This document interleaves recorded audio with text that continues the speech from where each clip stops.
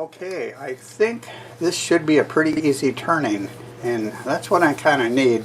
Been really busy this week, so I don't want to tackle anything real big. We have a new washer and dryer coming. They're going to come and install it tomorrow, and I've had to work on something in the bathroom. So I think I have plenty of time to turn this, and I think it's going to really be pretty cool looking wood. I cut this round a number of months ago, and I didn't turn it then because what I was making, this inclusion was not going to work out, but it will work out for what I think I'm going to get today. Just look at that grain. Is that amazing? I'm going to put a hole in here for a worm screw. We'll get it mounted up, and all of us are going to find out what this is going to be because I'm not sure right now. So I'll see you back to lathe real soon. Alright, I've got it on the worm screw, and you can see that this bottom, well, I think you can see it, it's kind of on an angle. That's why I'm making that the bottom, because the top is pretty much at a right angle to the sides.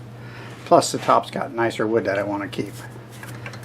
So I'm just going to bring that tailstock live center up. Wow, it hit in a little hole that was in there. It grew in there. There's a crack there, and the crack had a little hole. Landed perfect. How about that? I got lucky again.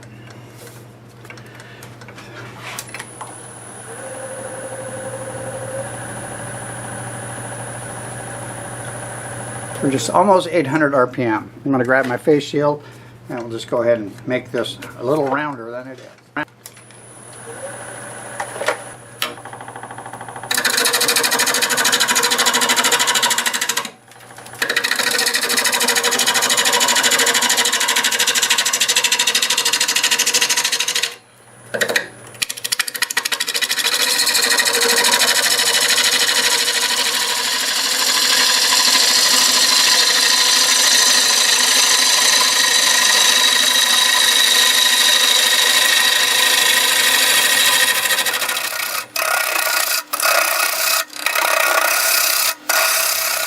Now the end of this is a little bit rough. I'm going to use the 1/2 inch gouge and see if I can clean this up and try to identify some of this wood coming through here. I could easily turn this a little more off and lose all that.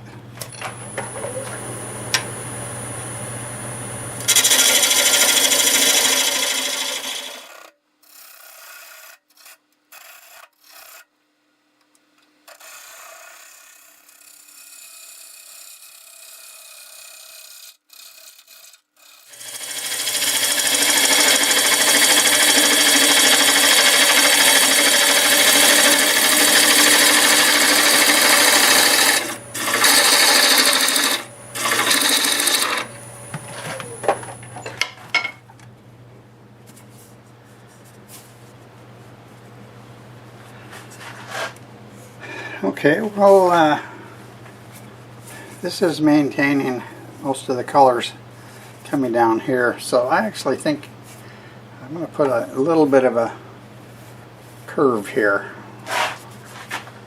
But we're not going to turn too much more off of this.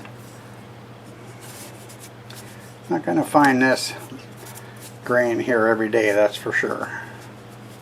And that inclusion looks pretty nice. And all of this. Alright, it's really hot. I'll be back in the morning. We'll see what we can do with this. Well, I'm back on this, and I was going to start early this morning, but I got a little bit lazy, I guess. So it's almost noon, but at least it's nice and cool. I'm going to go ahead and finish this tenon, and I'll flip it around. I'm still thinking about doing a little rounding over on this edge. I want to clean that top off before I do that. Get a good look at what that grain's like, and it'll help me decide how much I can take off up here, if I want to take any off. I'm going to use my 1/2 inch bowl gouge. We'll finish this tenon up.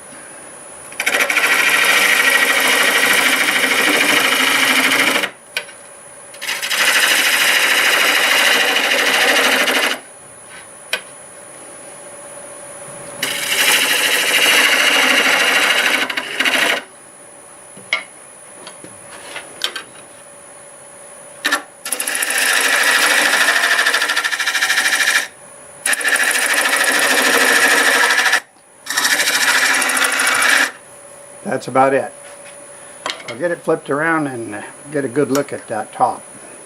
Alright, I've been looking forward to cleaning this up because I just think I see some really nice grain. I don't know how far it goes across. And the reason that I picked this as the top was a couple of reasons, because it was nice and flat like you're seeing here. The other side was sort of angled, which allowed me to use part of that for a tenon, and I think that's where the nice grain's at. Let's go ahead and clean this up and have a good look at it.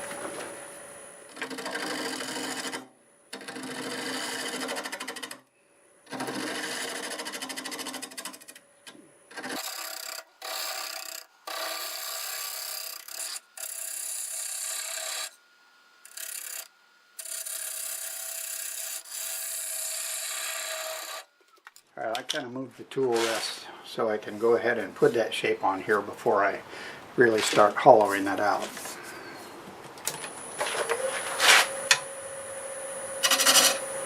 If I can turn the RPM up, about 1,000 RPM.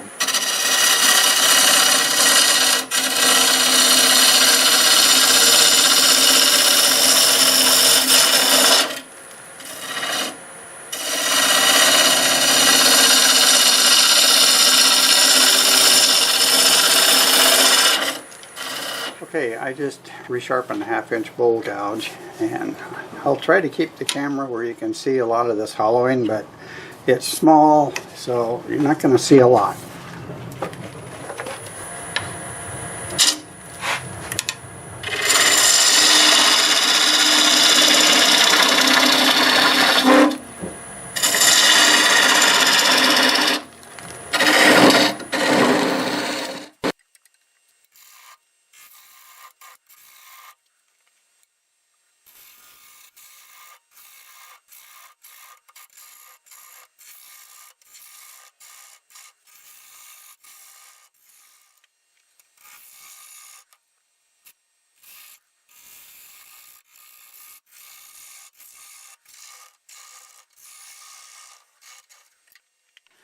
So I just stopped. I made sure I had the set screw in my chuck. I've tightened it down, and I'll be turning some of this in reverse. Now, if you do turn in reverse, you got to make sure the set screw is in there and it's tight, because it can back out. When you're through, if you're going to take the chuck off, make sure you back that screw out, because you could damage your threads. So those two things are something you should watch out for. I'm doing it this way so I don't have to reach out like this. It's hard to see, it's unbalanced a little bit, and my shoulder doesn't like it, so we're going to do it this way, and maybe for the rest of it, I'm not sure. Grab my face shield and we will get going. RPM about almost 1,000.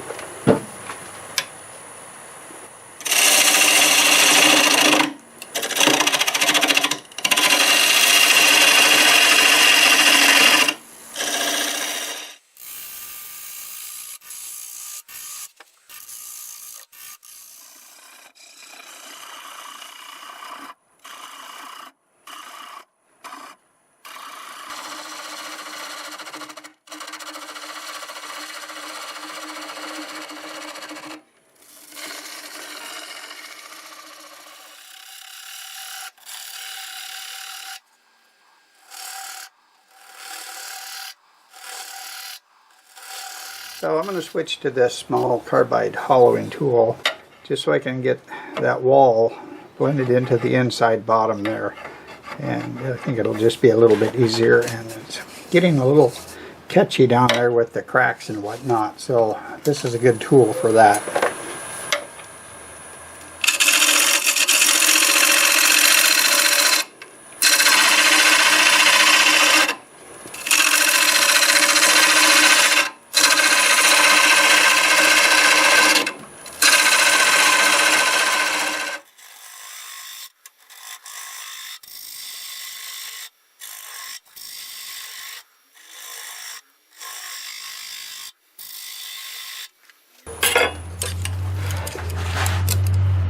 Alright, that'll do it.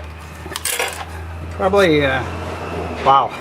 Yeah, that's all I dare take off, because the big inclusion crack or whatever it is on the outside is through and it's running into the bottom. So we're not worried about wall thickness on this. I'm more concerned with keeping this beautiful grain. So that's about all the turning. I'll grab my negative rake scraper, clean that up, and then we'll sand it. Alright, let's see how this works out.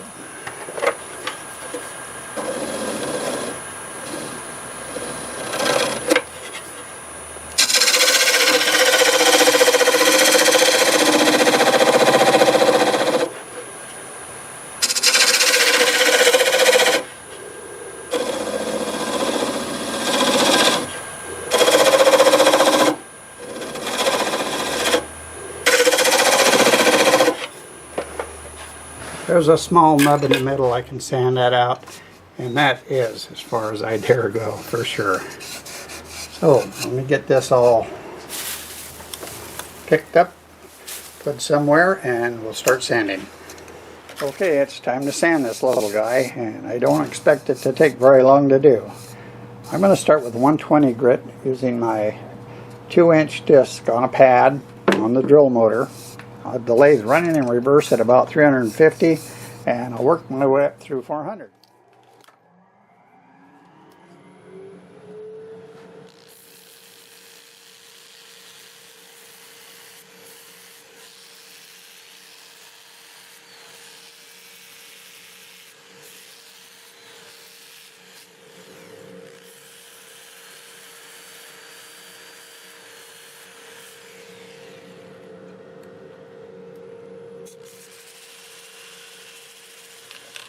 After I finished sanding this, I gave it some more thought about having a lid on it, and I remembered a piece of walnut that I have that's got grain quite similar to that, and that's that piece right there. So this was a flat board that I had, and I went ahead and turned a step in here so it'll fit inside of that opening, and it's pretty much indexed in place. Go ahead and get the live center up against it, and we will blend this into here, and then I will just put some sort of a dome on the top. And I've got an idea for a knob, and I might not even be turning anything for it. So I'm going to get the 1/2-inch bowl gouge and get this all fit together, and we're going to be almost done.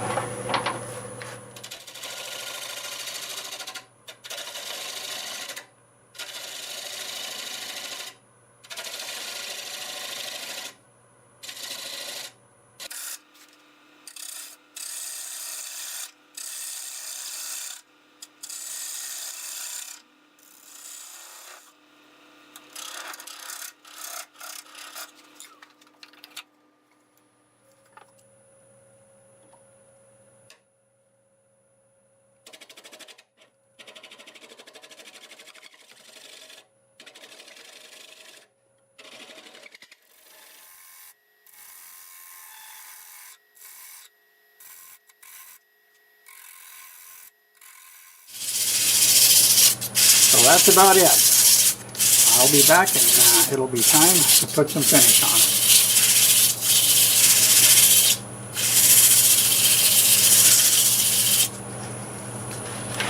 it. Okay, hard decisions this morning. I wasn't sure which finish I really wanted to use. I had 3 choices: shellac, water-based poly, and Deft lacquer. Well, I have chosen Deft lacquer. And I don't get anything for saying this or using it. Fact of it is, I started using it 60 years ago, and I really like it. I think it's going to look great. I'm going to spray it in the more plain area, just so we can sneak up on that beautiful grain. Yeah, that doesn't look bad. And there is the grain. Look at that. That's pretty nice. Pretty easy to put on. So, I think it looks pretty good. What about you? Yep, that's what I thought. Alright, that's going to be easy, and spraying the inside will be a little harder, but I'll just go like this. like so. I'll spray that lid and get all done with that. I'll be back and show you what we have. Well, it is all done. I didn't show the tenon removal because, to be honest with you, I took a long time removing it. The wood was not all that strong because of this crack under here, and I just wanted to take my time on it.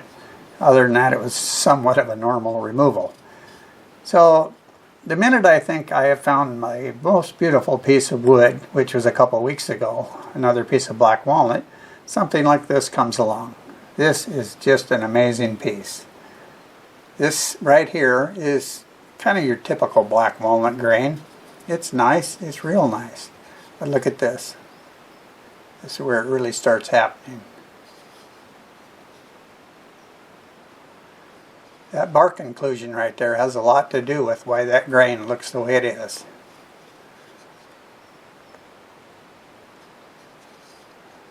Pretty cool. Look at that. I think it's fantastic. That's what keeps me turning. Now I'm going to look for another one as good as this, or maybe better. You never know.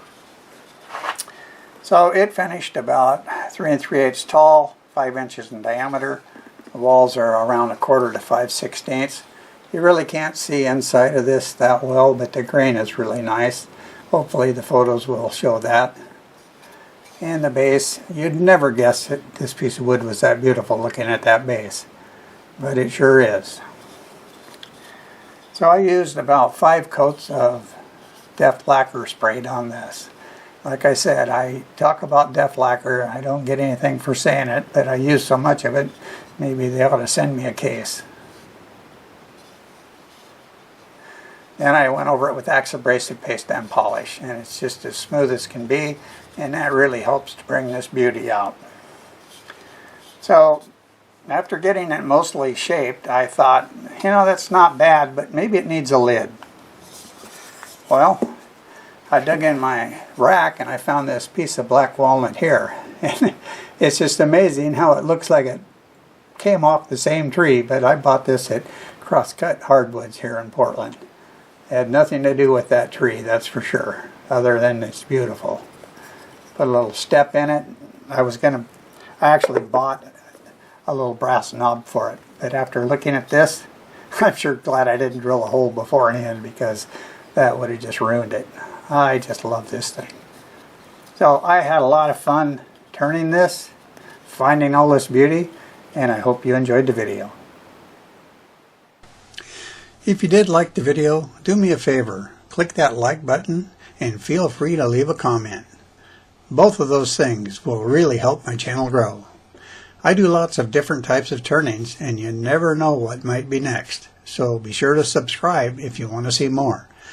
And a special thanks to all my current subscribers. You really mean a lot to me. So, till the next time, see you later.